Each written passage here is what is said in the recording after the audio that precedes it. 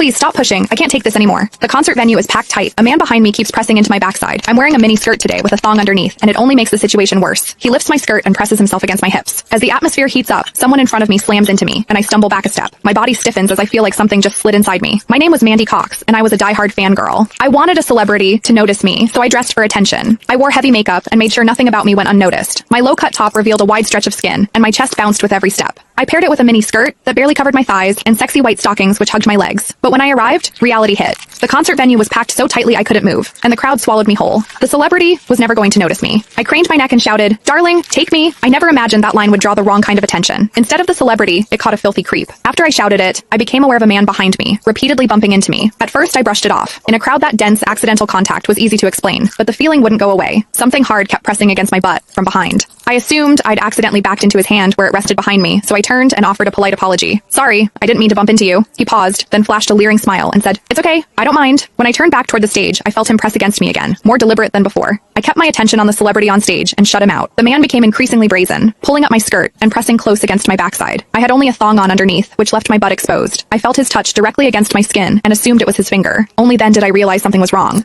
The pressure was warm and solid in a way a finger could never be. My mind lurched as the truth hit me. In the 20 years of my life, this was the first time a man had ever molested me. Fear surged through me, sharp and overwhelming, and my body reacted with an instinct to flee, but there was no way to move. The concert floor was packed wall to wall, leaving me stuck where I stood. I drew myself tight, bracing as if tension alone could keep the fear out. As I did, my hips closed around the man's so-called finger, trapping it between my cheeks. An unfamiliar sensation followed, and warmth rose to my face. What confused me was that I didn't recoil from it. There was a muted comfort to it, and against my will, it sparked a faint sense of expectation. The man behind me seemed to take it as a signal. He moved in closer, repeating the motion until the intrusion was unmistakable. I had lived a sheltered life as a college student, and now I was being toyed with by a stranger while surrounded by people. Shame surged within me without warning. I felt the urge to sob, but my throat closed, and my voice deserted me. Worse still, the pressure forced my thong inward and sent a restless, prickling discomfort through my body that wouldn't fade. A quiet, involuntary sound escaped me, and the embarrassment followed instantly. I gathered myself and strained to suppress it, holding it down until my throat tightened. The blaring music and the screams around me drowned everything out. With every eye fixed on the stage, no one was aware of what was happening to me. At the same time,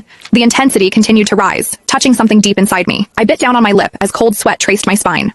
My awareness was tipping back and forth between humiliation and a pleasure I couldn't bring myself to name. I knew I couldn't take it anymore if it continued. So I turned sharply to face the man behind me. "Please stop pushing. I can't take this anymore." When I finished speaking, the man leaned toward me and whispered in my ear, "Is it exciting, the way I'm pushing against you?" The shame was overwhelming, and I was on the verge of crying. "I'm a virgin. I've never done that kind of thing. Please, let me go." He didn't stop. Instead, his gaze burned deeper as he seized my waist, the pressure growing stronger.